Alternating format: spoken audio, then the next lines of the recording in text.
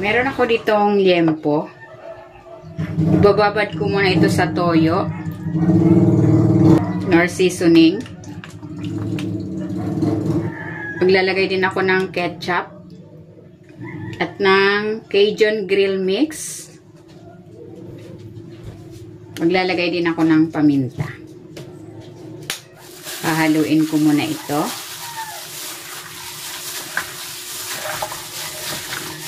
Kung hindi ka pa nakapag-subscribe sa aking channel, please subscribe at i-click mo na rin ang notification bell para lagi kang updated sa aking latest recipes.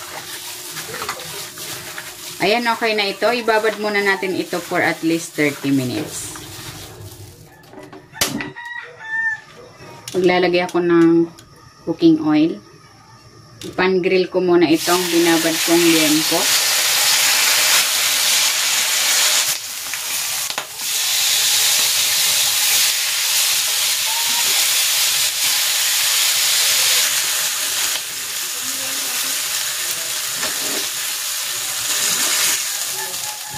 Magigisa na ako dito ng bawang.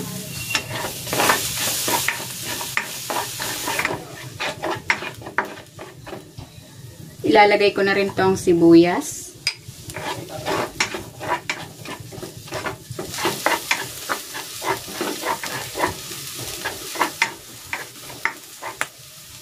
Maglalagay na ako dito ng pork broth.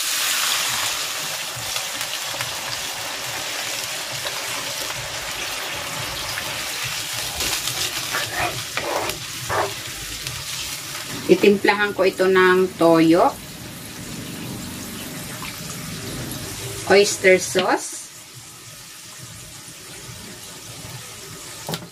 at ng paminta.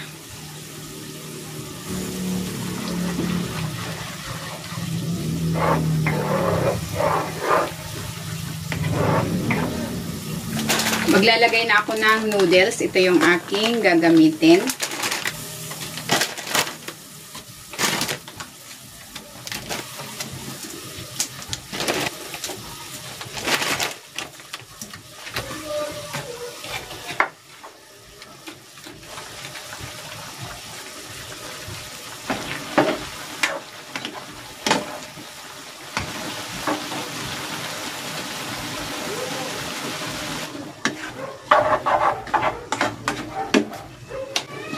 Ilalagay ko na yung kalahati ng ating liempo.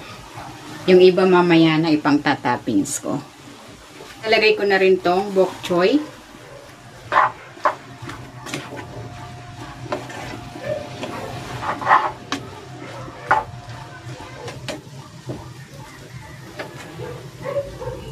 Ilalagay ko na dito yung liempo.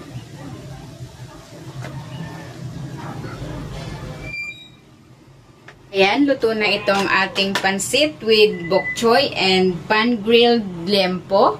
Hahanguin ko na ito.